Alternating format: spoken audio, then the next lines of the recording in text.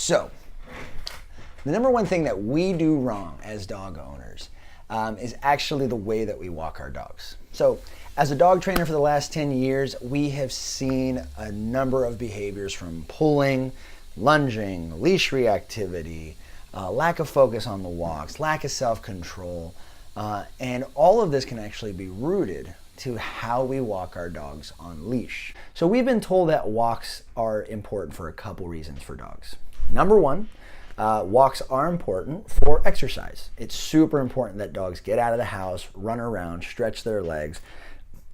I completely 100% agree with this. Number two, it's important that our dogs socialize. So they have to get out of the house, they have to see things outside of the four walls that they live in, they have to understand the neighborhood and the environments that they live in completely, or else it can actually cause a couple of self-esteem issues, confidence issues with the dogs in later years of the dog's life. So that I 100% agree with.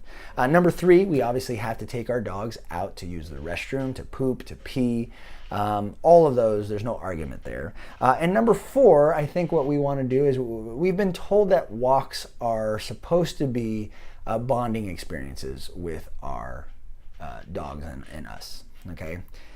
My problem as a dog trainer is that I see that these four things are actually jumbled together in a single walk experience. Okay, and we wonder why my dog doesn't listen. Well, one of the direct components of listening is actually, does the dog even pay attention to you in the first place?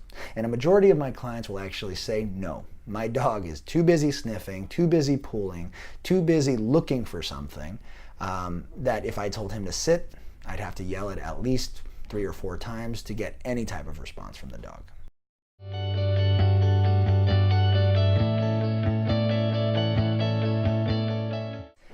A lot of people will tell me that when they come home from a long day at work, they feel extremely guilty that their dog was locked up in the house all day, okay?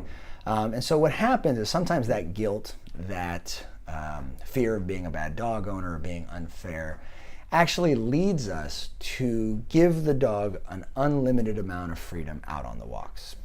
For some reason, we have this idea in our head that what dogs like to do for fun is roam, is to be free.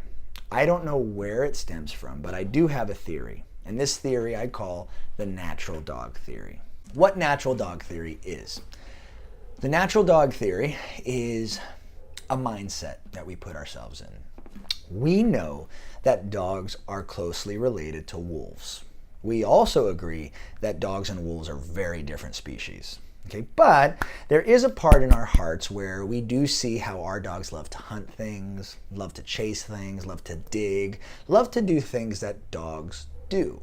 Okay, and through time, through television, through our upbringings, we all have this image of a wolf, coyote, roaming through the jungle or hiking through the forest, and roaming and being free.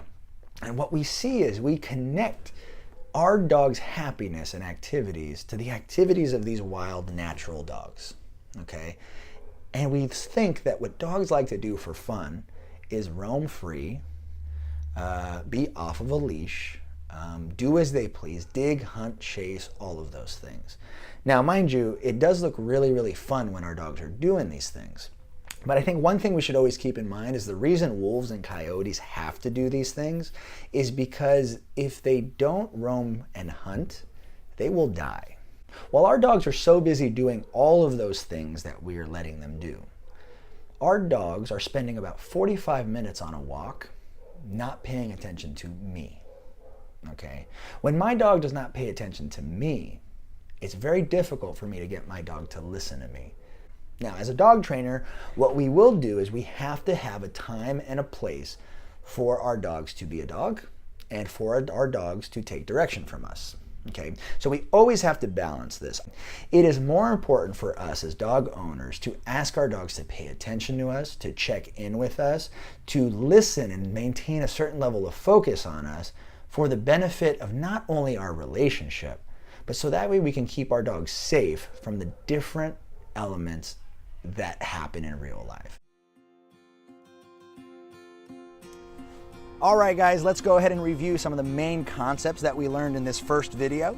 Number one, even though our dogs may be looking like they're having a lot of fun, pulling, chasing things, sniffing on the walks, just understand that these behaviors are not the best way for us to actually bond with them.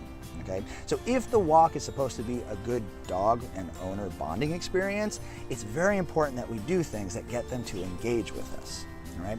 Number two, even though we may feel guilty at times, this should not be give our dogs a free license to do as they please on the walks. In fact, in dog training, there are so many different games, tasks, and exercises that we can do to actually increase our dog's engagement with us, to get our dogs to look forward to being with us more regularly, which ultimately this increases obedience in the real world.